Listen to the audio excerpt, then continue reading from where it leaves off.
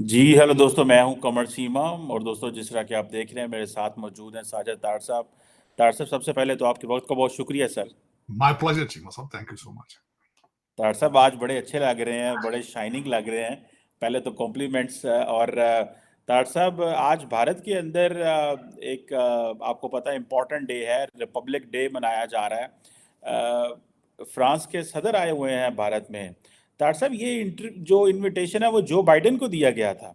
बिल्कुल। आप अमेरिकन हैं और अमेरिकन पॉलिटिक्स को बहुत करीब से समझते हैं, बायपार्टिजन पॉलिटिक्स को समझते हैं। अमेरिकन प्रेसिडेंट को का ना आना और उसके बाद यह पोलाइटली डिक्लाइन कर देना इनविटेशन को, एंड देन फ्रेंच प्रेसिडेंट का आ जाना, आप इसको कैसे देखते हैं? और सुनने में आ रहा है कि बड़ी डील्स हो रही हैं। नरेंद्र मोदी 2019-20 की पाकिस्तान के साथ डॉग फाइट और इंडिया चाइना के साथ जो लाइन ऑफ एक्चुअल कंट्रोल पे हालात ख़राब हुए, तो उन्होंने फ्रांस का रुख किया और बहुत ज़्यादा राफेल वगैरह और मिलिट्री हार्डवेयर वहाँ से ख़रीदा है।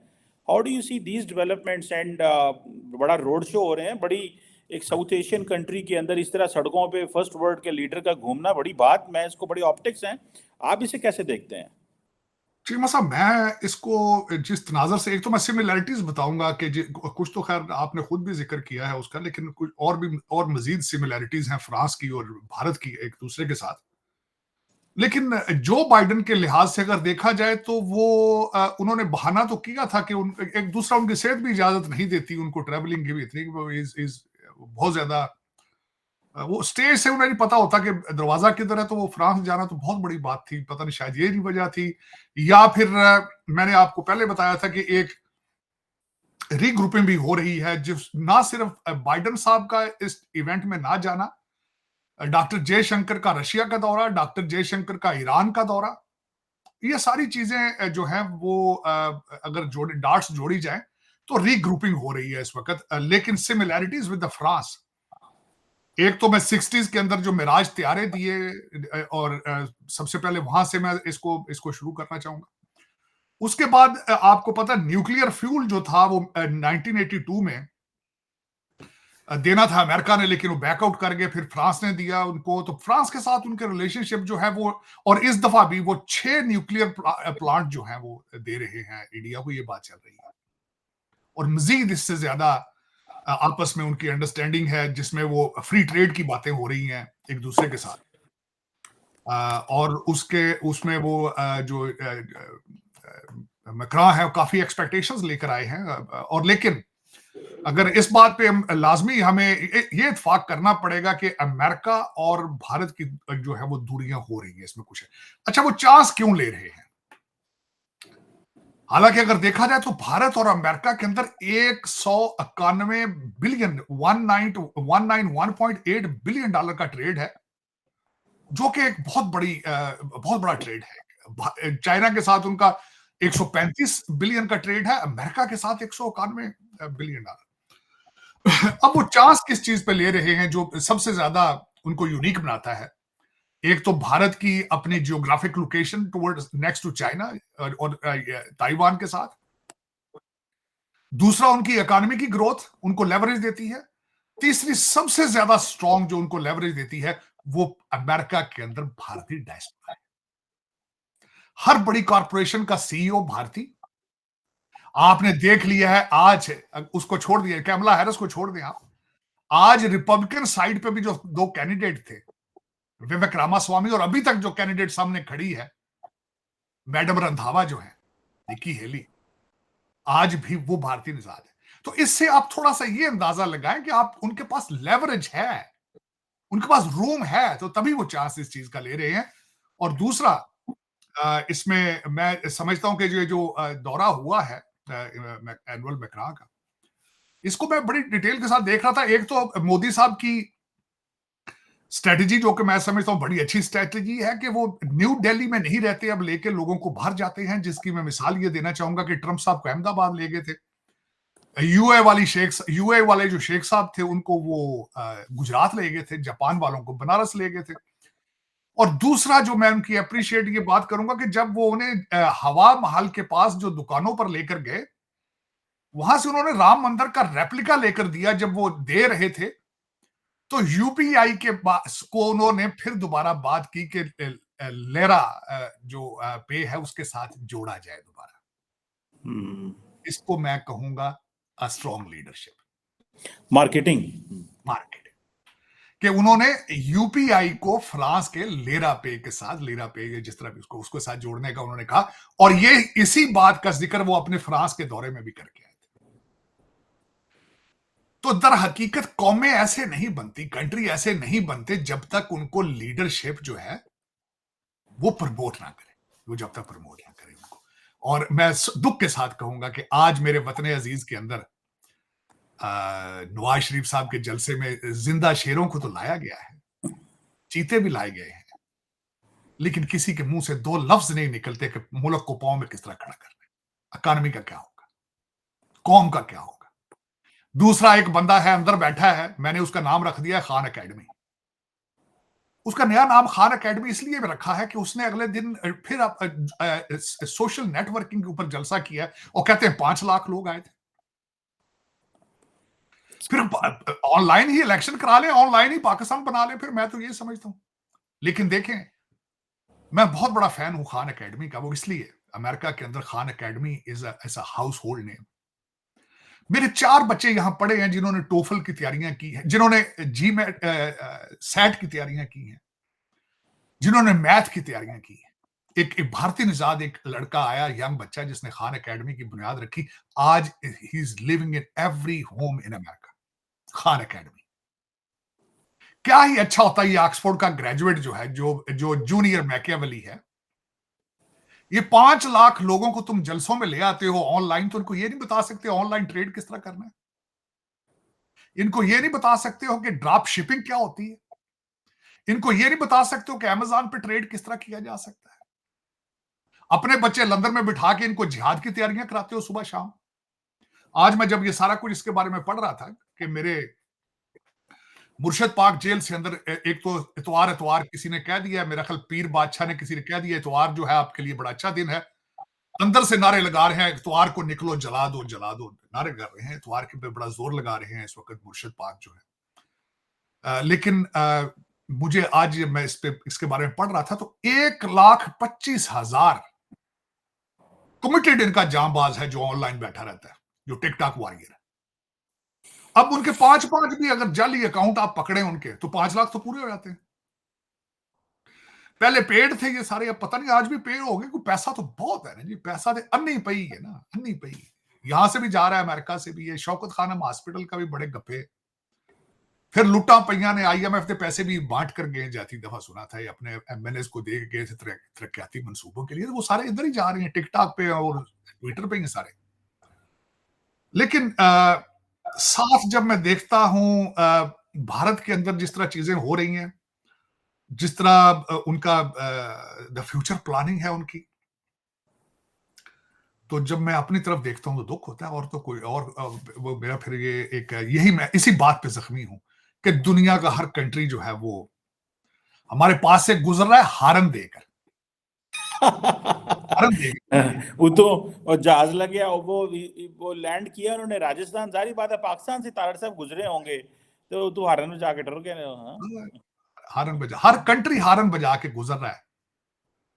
और हमको वो कहते हैं शर्म हमको मगर नहीं आती, और कोई कोई उम्मीद अभी तक कोई चांस नहीं लग रहा।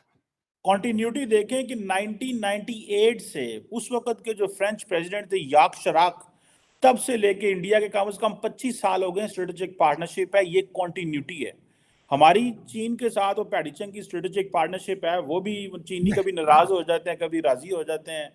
नहीं, वो अगले दिन उनके साथ आपके कोई दोस्ती नहीं है, मैं नहीं मानूंगा इसके। ये आपके कहने पे, वो जिस तरह शहबाज शरीफ नवाज शरीफ के कान में कभी कह देता है हिमालय से ऊंची है, समुद्र से गहरी है, शिया से मीठी, स्वाय पैसों के आपके पास उनके साथ आपका कोई रिलेशनशिप नहीं, पीरियड।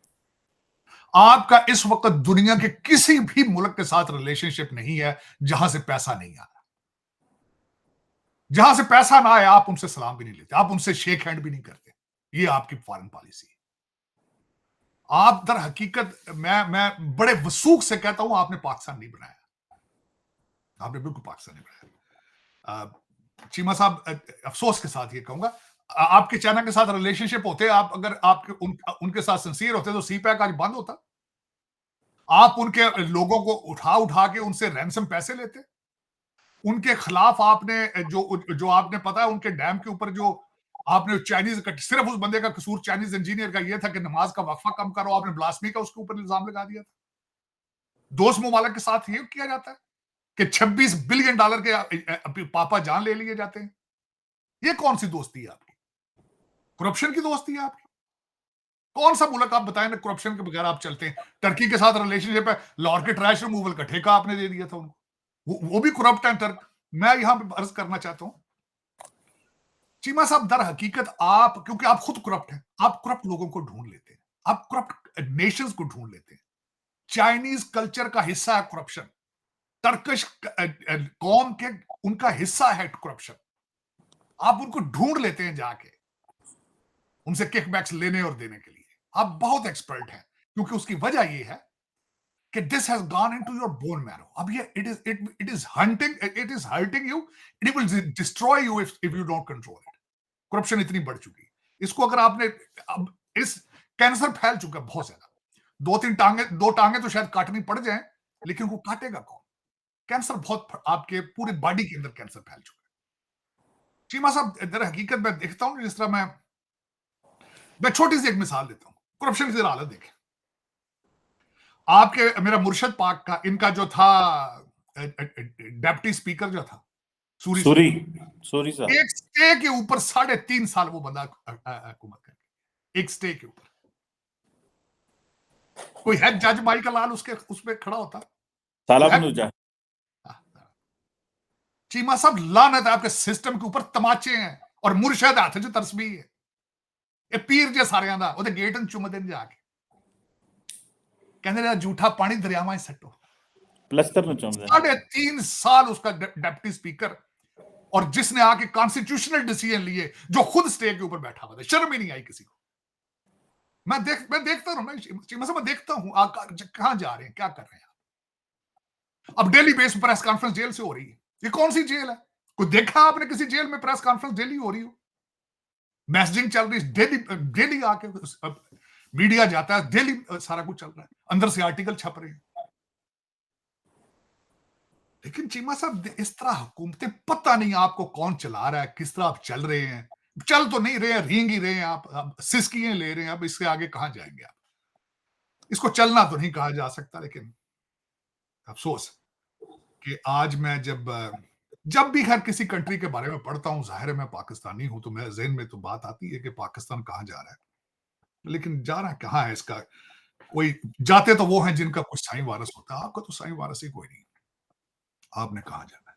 आपने पैसों के, हर बच्चा जो है मकसद है वो, तो डॉक्टर साहब, साईं वारस हमारे हैं, चाइना हमारा साईं वारस है, अमेरिका वो अपनी हमारा जरूरत साईं नहीं है। वारस है, आप सऊदी उस दिन से डरे चीमा साहब, उस दिन से डरे जिस दिन इंडिया और चाइना ने अपने रिलेशनशिप ठीक कर लिए, उस टाइम से डरे आप बेचते हैं अपनी दुश्मनी उनके साथ। आप अपना भारत के साथ बॉर्डर बेचते हैं चाइना को, और आज से नहीं बेच रहे, 76 साल से बेच रहे हैं। उस दिन से डरे जिस दिन भारत ने अपने रिलेशनशिप चाइना के साथ, अपने बॉर्डर चीजें सेटल कर ली। फिर आप कहां जाएंगे?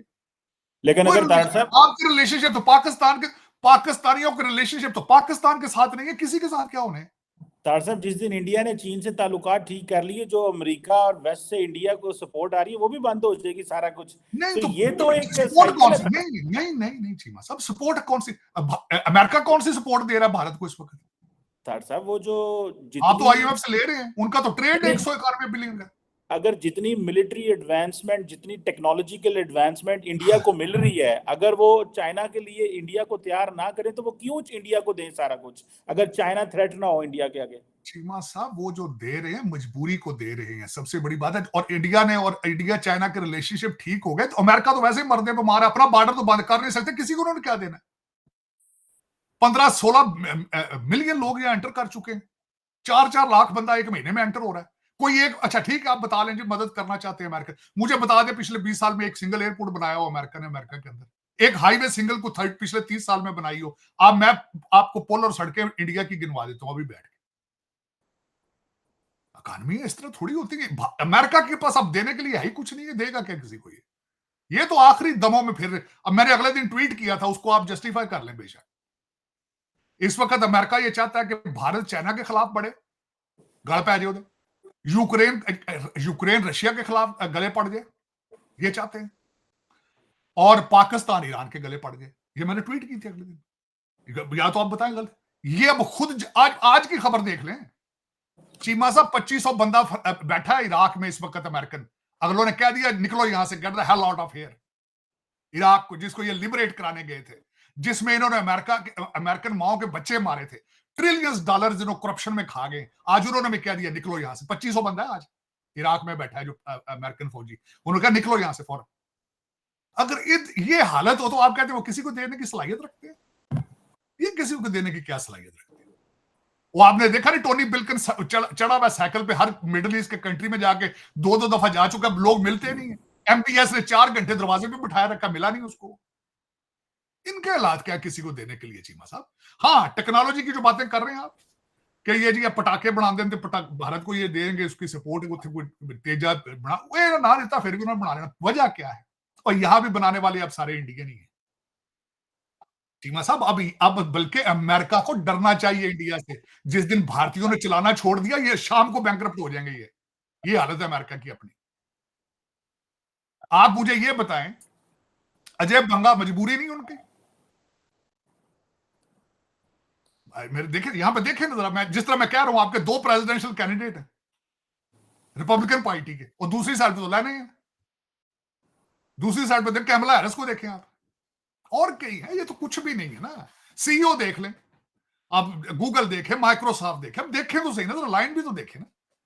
चीमा साहब इस वक्त मजबूरी है अमेरिका की, जो मर्जी भारत करता रहे, ये उनके पांव में पड़े रहेंगे, हिलेंगे नहीं, ये मैं बता रहा हूं आपको। हाँ, तो दूसरी मैं बात कर रहा था, जब when I was comparing France and India, जो उन्होंने पोजीशन अपनी इस वक्त अडॉप्ट कर रखी है जबरदस्त, जिसको कहते हैं मिडल पावर्स, कि दोनों मिडल पावर्स हैं। जिस तरह यूके अमेरिका की कॉलोनी समझा जाता है, हर जगह जाना होता है ना, पहले इसको कहते हैं जा तू पहले 2 पटाखे मार, फिर कभी कहते हैं कनाडा में तू जाओ पटाखे 2 मार, मार देंगे जाके। फ्रांस इस तरह नहीं करता। कोल्ड वॉर में भी वो अपने सेपरेट डिस्टेंस पे रहे हैं, और आज भी अपने डिस्टेंस पे हैं। इसी तरह भारत भी डिस्टेंस पे रह रहा है। मेरे ख्याल में इट्स अ बेटर स्ट्रेटेजी, क्योंकि उनकी मजबूरी नहीं ना। आप तो चल रहे हैं आईएमएफ के पैसों पे। आपका टारगेट तो टोरंटो के अंदर घर लेना है ना, उनका टारगेट ये नहीं है। आपका तो टारगेट ये है कि दुबई में एक अच्छा घर दे दिया जाए आपको, तो आप कौम के गुर्दे लिख देते हैं। उनका टारगेट नहीं है ये। आपको लेगेसी का कोई पता नहीं, आपको लेगेसी के स्पेलिंग नहीं आते। उनको लेगेसी के स्पेलिंग आते हैं, उनको पता है where we have to take the India to next level. UPI, जब आप यूपीआई से कोई चीज लेकर देते हैं किसी भी मुल्क के सदर को, और साथ आप कहते हैं अपने मुल्क के अपने सिस्टम के साथ इसको जोड़ो, आप सोच सकते हैं आप ये बात करें किसी से? सरकार ਤੁਸੀਂ ਤੇ 2-2 4-4 वीजियां ਤੇ ਹਰਸ਼ਾ ਦੇ ਛੱਡਦੇ ਹੋ, ਤੁਸੀਂ ਕੀ ਗੱਲਾਂ करते हैं। लेकिन वो मिडल ग्राउंड्स मेंटेन करते हैं। ये सिमिलैरिटीज है भारत की और फ्रांस की। और दूसरा ये है, बच्चों को पढ़ा पढ़ा के भेजते रहे हैं बाहर, वो पढ़ा पढ़ा के भेजते रहे हैं बाहर। आपके बच्चे जो आते हैं चीमा साहब, आप भी जानते हैं उनको, मैं भी जानते हैं, सारे डंकियों से आए हुए, जिनको पता ही नहीं कि क्या करना है। वो क्लाशन कोपा लाई फिर दे, वो दूजा काम और कोई नहीं कर दे, वो कोपा लाई फिर दे। मुझे किसी ने कहा था ना, हमारे आर्मी चीफ साहब ने वॉशिंगटन डीसी में, यू आर ऑल एम्बेसडर्स। डंकियों वाले एम्बेसडर फिर जो करते हैं, पर वो कर रहे हैं, वो डंकियों वाले एम्बेसडर आप भेज रहे हैं, तो ठीक है। दिस इज वो कहते हैं ना, जो डालोगे वो निकलेगा, वो निकल रहा है। आप बताएं ना कुछ, कि मेरा मकसद है कि डायस्पोरा क्या है, कितना स्ट्रांग है, क्या कर रहा है। जो डंकियों वाले डायस्पोरा है आपका, अभी पीटीआई बना के यहां लड़ रहे हैं सारा दिन। 3-3 ग्रुप हर शहर में बने हुए हैं। नून लीग बन चुकी हर शहर में 3-3, पिपल पार्टी हर शहर में 3-3 पैसे इकट्ठे कर रहे हैं, पैसे इकट्ठे कर रहे हैं, पैसे कर रहे हैं। क्या उनसे एक्सपेक्ट करते हैं? चलो, क्योंकि मुझे तो गलत, खैर मैं इसमें तस्हीह करना चाह रहा था आर्मी चीफ साहब की, कि प्लीज इसको कहीं ना सीरियस ना ले लेना कि इनको एम्बेसडर समझते रहना। ये एम्बेसडरशिप के लिए कौम आपने तैयार करके भेजी होती, तब तो ये आपकी मदद करते। लेकिन ये अगर यहाँ पे चुबारे बनाने सिर्फ आए हैं और कोपे लेने आए हैं, तो फिर वो ले रहे हैं, वो यही लेंगे, और इससे आगे नहीं जा पाएंगे। आपने हमारे ऊपर इन्वेस्टमेंट ही नहीं की। आपने इन्वेस्टमेंट नहीं किया, आपने या तो हमें पढ़ा के भेजा होता बाहर, तो आज हम खड़े होते। वो खड़े हैं उनके साथ जो पढ़ के आए हैं, अलीगढ़ वाह। यूनिवर्सिटी से आए हैं, अलीगढ़ यूनिवर्सिटी से पढ़ के आए हैं, इंडियन इंस्टीट्यूट ऑफ टेक्नोलॉजी से पढ़ के आ रहे हैं। फिर वो और मैं बड़ी गारंटी कर देता हूं चीमा साहब, आज मैंने अगला इसका रुख देख लिया है। मैं पॉलिटिकल वर्कर हूं, अगले 20 साल बाद आपको यहां पे भारतीय मिलेगा ही नहीं कोई, ये भी गारंटी कर रहा हूं। ना कनाडा में भारतीय होगा तो ना अमेरिका के अंदर होगा, सारे वापस जाएंगे। ये हालात अमेरिका के हो रहे हैं, अमेरिका के हालात और कनाडा के हालात, इनसे ये जो सोशलिस्ट कंट्री ना, मॉडल जो सोशलिस्ट के, वो कहते हैं will tax you to death. अमीर होना जुर्म बना दिया जाएगा इन मुल्कों के अंदर, हार्ड वर्क करना जुर्म बना दिया जाएगा। तो वो भारतीय क्यों यहां रहेंगे? उनको पीछे तनख्वाहें भी अच्छी मिलेंगी, फैसिलिटेशन भी अच्छी मिलेगी, लॉ एंड ऑर्डर के हालात भी ठीक होंगे, तो यहां क्यों रहेगा? बल्कि ट्रेंड ऑलरेडी शुरू हो चुका है, सारे जाएंगे वापस, यहां की डिग्रियां लेकर जाएंगे, ये बैंकरप्ट होंगे, सूरज उधर से चढ़ेगा। तो ये चीमा साहब, ये फिर एक अलमिया है, चलता रहेगा, लेकिन trend already has started, people are going back. वो जिस तरह हमारे जाते हैं ना, खोटे पैसे की तरह आ जाते हैं वापस, 2-4 ही खैर गए थे, ज्यादा नहीं जाते, उनको तो जल्दी, बड़ी जल्दी कोई थाने का ही आके बंदा दलाल थप्पड़ थप्पड़ मार के वापस भेज देता है। तो वो उधर वाली भी बात उधर, मैं चीमा साहब कई दफा गया हूं जाती तौर पे। आप आज इस्लामाबाद में बैठे हैं, आज आप जरा निकले, आप कैपिटल सिटी के अंदर, आप बताएं मुझे कितने नाके हैं वहां पे, पुलिस के कितने नाके हैं? मैं भारत जाता रहा हूं, आज तक मैंने पुलिस का नाका कैपिटल सिटी के आसपास, मैं बाई रोड जयपुर से गया था अजमेर शरीफ, सिंगल नाका नहीं था, सिंगल नाका नहीं था। आज तक मुझे किसी ने गाड़ी रोककर, मैंने किसी ने कहा जी पासपोर्ट दिखाओ तुमको, कहां जा रहे हो, कौन हो तुम, आप बताएं। आप निकले इस्लामाबाद से बाहर, हर 10 मील के बाद डिग्गी खोलो जी, बेचे जो एटम बम पे है, डिग्गी खोलो, जे को फंस गया कबूतर, सिक्योरिटी के लिए सिक्योरिटी बहुत ज्यादा वार जोन है। ਤੁਸੀਂ गाजा च रह रहे हो, are you living in Gaza? Gaza च भी इतनी सिक्योरिटी नहीं होगी। और ट्राई करते क्या है मेरे भाई पुलिस वाले, और मुर्गा फंस जाए तो ला दिए, जो ना हो तो चलो के छड़ दा। करप्शन है भाईजान, करप्शन। डिग्गी खोलो जी, डिग्गी खोलो, डिग्गी च कोई नहीं। सही कह रहे हैं तार साहब, बहुत। लेकिन चीमा साहब, इस तरह कौमें इस तरह नहीं चलती। कुछ कुछ मेरा मकसद, सोचें, कौम को पढ़ाने की कोशिश करें।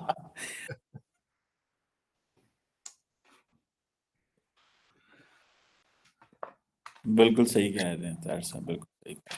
तार साहब, आज एक और बड़ी डेवलपमेंट हुई है कल, और वो ये है कि पाकिस्तान के जो सेक्रेटरी खारजा हैं, फॉरेन सेक्रेटरी साइरस काजी साहब, उन्होंने एक प्रेस कॉन्फ्रेंस की और उसमें कहा कि आपको याद होगा, थोड़ा अर्सा पहले भी हमने डिस्कस किया था कि बहुत सारे पाकिस्तानी शहरों के अंदर उन लोगों को चुन चुन के मारा जा रहा है जिनका ताल्लुक जहाद कश्मीर से था।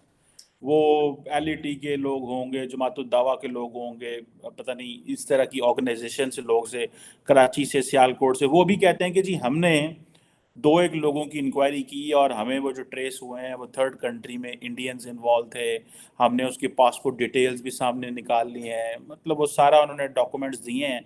और वो कह रहे हैं कि हमारे पास कुछ अपने लोगों की कन्फेशनल स्टेटमेंट्स हैं। इसमें तो तार साहब, पहली तो शर्मिंदगी की बात ये है कि पाकिस्तानी पैसे लेके अपने लोगों को मार देते हैं, एंड व्हेन दे नो, देखिए आपकी एक होस्टाइल एजेंसी है, होस्टाइल मुल्क है आपका, ठीक है, वो आपके मुल्क में अगर कार्रवाई कर रहा है तो मतलब हम भी एक वक्त था तार साहब बड़ा कुछ कश्मीर में करते रहे, that's how the hostile Nations do.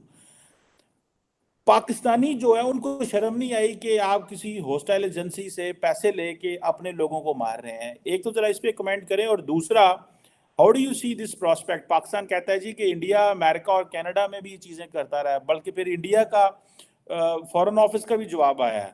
उन्होंने कहा जी पाकिस्तान भी जो है वो ट्रांसनेशनल टेररिज्म में इन्वॉल्व है, ऑर्गेनाइज्ड क्राइम में इन्वॉल्व है। उन्होंने पाकिस्तान वही काटेगा जो उसने बोया है।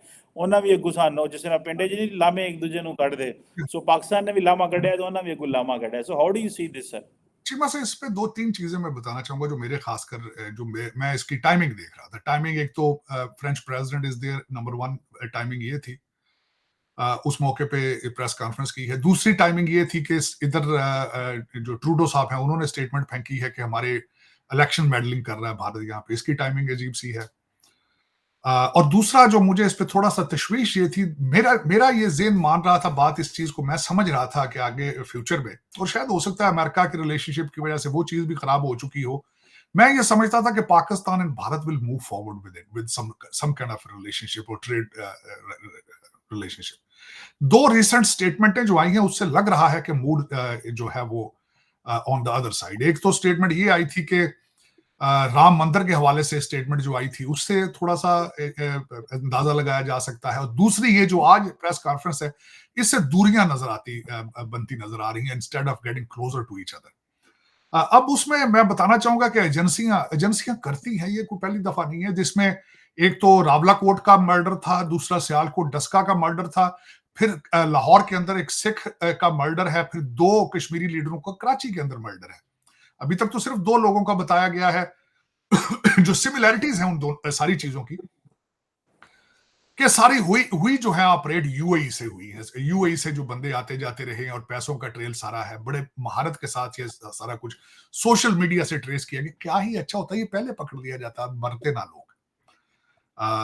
ये एक अफसोसनाक बात है। और दूसरी ये बात है कि जिन लोगों को पकड़ा गया है उनके साथ होगा कुछ नहीं, क्योंकि उसकी वजह ये है कि आप सजा पे तो बिलीव ही नहीं करते ना, पैसों पे बिलीव करते हैं, मुका कर जाएंगे उसमें। उसकी वजह ये है, जिस सोसाइटी के अंदर सजा का कॉन्सेप्ट ना हो, वहां ऐसी चीजें होती रहती हैं, वहां बार बार रिपीट होती है। सजा का कॉन्सेप्ट ये है कि उसको इतनी इबरतनाक होनी चाहिए ताकि दोबारा इसको रिपीट ना को करे। लेकिन इस वक्त अगर देखा जाए तो इस वक्त ट्रूडो साहब जो हैं, वो जोरों पर हैं भारत के खिलाफ, लेकिन साथ उनके चाइना के साथ चाइना से फंडिंग उनकी आती रही है। मेरा सबसे पहली रिक्वेस्ट तो ट्रूडो साहब से ये होगी, या अमेरिका के साथ दूसरे अपने जब इलेक्शन में पैसे रेज करते हैं, या तो उनको कवानीन को तब्दील करें, और यह दूसरा ये है कि उसके अंदर सिक्रूटनी अपनी ज्यादा तेज करें। आप जब इलेक्शन लड़ रहे होते हैं उस वक्त पैसे ले लेते हैं, बाद में कहते हैं जी पैसे बाहर से आए हैं, ये आए हैं, वो आए हैं। और मेडलिंग किस चीज की बात हो, वहां पे मेडलिंग, इतने भारतीय निजात लोग बैठे हैं, मेडलिंग तो आप जब मर्जी में उनको प्रूव कर लीजिए, मेडलिंग हो रही, कौन सी मेडलिंग हो रही वहां पे। और दूसरा ये ट्रूडो साहब की तो वैसे ही रेटिंग नीचे चली गई, वैसे ही फारग होने वाले हैं वो। और तीसरा जो अमेरिका के अंदर इस वक्त जो चीजें हैं, वो तो अभी कोर्ट डिसाइड करेगी, अभी तो सिर्फ एलिगेशंस हैं, अभी तो ही सेड शी सेड है, अभी वो प्रूव होगी चीजें, तब पता चलेगा कि कहां से पैसे।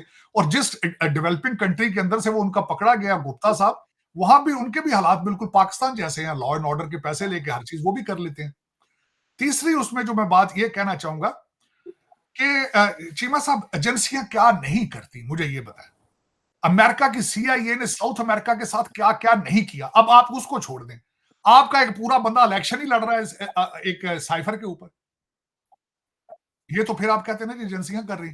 खान साहब ने साइफर का फड़का निकाल के तो कहते हैं जी रिजीम चेंज करो, आप कहते हैं एजेंसी, इस तरह ही फिर कह रहे हैं ना आप, ये कि जो दूसरे मुल्कों की इंटरफेरेंस है दूसरे मुल्कों के अंदर, तो ये कोई नई बात नहीं है। अगर जिस, मेरा मकसद है उनका उनका अपना उनका ऑपरेशन अगर काम कर रहा है, आप प्रूफ आपने दिए, मैंने देखा वो एक कुमार साहब का दिया है और एक और बंदे का दिया है इन्होंने, दे वर ऑपरेटिंग और they were paying in the UAE और व्हाटएवर इट इज।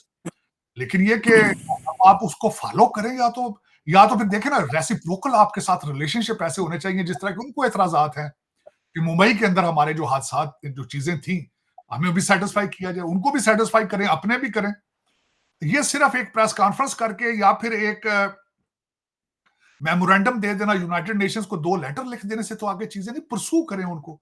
और रिलेशन, मेरे ख्याल में जो मेरा पर्सनल जो ख्वाहिश भी है, और मैं समझता हूं कि विच इज मोर प्रैक्टिकल, कि अपने रिलेशनशिप मुमालिक के साथ बेहतर करने की कोशिश करें। ना सिर्फ भारत के साथ, ईरान के साथ तो चलो कर, अफगानिस्तान को भी देखें आप, सी पैक का नहीं है तो फिर उनको जवाब दे दें या फिर उसका कुछ करें आप। इस वक्त अगर देखा जा रहा है तो आप बिल्कुल कंप्लीटली जो है आईएमएफ के कैंप में आ चुके हैं, आपकी ज्यादा डीलें जो है मूविंग फॉरवर्ड विद यूएस से, ठीक है। लेकिन वो जो सी पैक वाला भाजन को नहीं जी, ਅਸੀਂ ਹੁਣ ਜਿਹੜਾ ਨਾ ਤੁਹਾਡੀ कुड़ी खोजी बड़ी, ਅਸੀਂ अपने मुंडे वास्ते कुड़ी वेख ली, या तो उनको मैसेज करें पूरा, फिर उसे बताएं उनको। लेकिन चीमा साहब, इस वक्त अगर देखा जाए तो टाइमिंग इसकी बड़ी सेंसिटिव है, जो जिस तरीके से प्रेस कॉन्फ्रेंस की गई और इसको दोबारा छेड़ा गया है। और अब मुझे ये नहीं पता कि इसमें ये भी बयान किया गया कि हम किसी थर्ड कंट्री के साथ we are communicating with, I am not sure which country it is.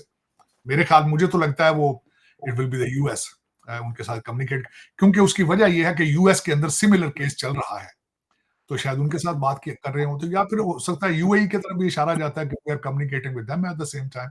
लेकिन बड़ी धुआंधार प्रेस कॉन्फ्रेंस, दोनों कंट्रीज के रिलेशनशिप को उन्होंने फिर हैव पुश इट बैक, फिर दोबारा फ्रीजर में लगा दिया, जो कि मैं आई am not pleased with it. तार साहब बिल्कुल सही कहा आपने, ताल्लुकात जो हैं वो लग रहा है ख़राब होते जा रहे हैं मज़ीद। लेट्स सी, पाकिस्तान के अंदर भी अगले महीने इलेक्शन है, 3-4 माह बाद इंडिया के अंदर भी इलेक्शन है। बड़ी उम्मीद है तार साहब चीज़ें बेहतर होंगी। नरेंद्र मोदी को भी 5 साल मिलने हैं, यहाँ पे भी लगता तो यही है वो जीत जाएंगे जिस तरह की उनकी परफॉर्मेंस है, जो सिचुएशन है। पाकिस्तान में भी ऐसे ही लगता है कि हालात बेहतर होते हैं, पॉलिटिकल ट्रांजिशन होती है तो शायद कुछ हो। और जिस तरह आपने शुरू में कहा था कि चीज़ें बेहतर होनी चाहिए, हालात बेहतर होने चाहिए, मैं भी यही समझता हूँ कि कोशिशें होनी चाहिए और लीडरशिप का काम है लोगों की। तार साहब आज भी पाकिस्तानी भारत के बारे में जानना चाहते हैं और भारत के लोग पाकिस्तान के बारे में जानना चाहते हैं। बेशक people to people contact block है, वीज़े नहीं है, कुछ नहीं है, ये कुछ ऐसा है दोनों मुल्कों के दरमियान। मैं समझता हूँ इन एस्पिरेशंस को लोगों की कुछ समझना चाहिए। ये हुकूमतों का काम है, ये लीडरशिप का काम है, एंड आई एम श्योर अगले 5 सालों में कुछ ना कुछ ज़रूर जो है वो बेहतरी होगी तार साहब इस हवाले से। Anyhow, thank you very much सारे तार साहब। Sir, it's always pleasure talking to you. आपके वक्त का बहुत शुक्रिया sir, thank you very much for your time.